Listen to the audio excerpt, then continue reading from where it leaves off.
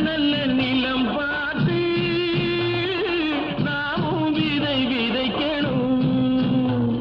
முழுதும் மனித குல பண்புதனை விதைத்து பாமரர்கள் நெஞ்சத்திலே பகுத்தறிவை வளர்த்து போர் முறையை கொண்டவர்க்கு நேர்முறையை விதைத்து சீர்வளர தினமும் வேகமதை வளர்த்து பெற்ற திருநாட்டினிலே பற்றுதனை விதைக்கணும்.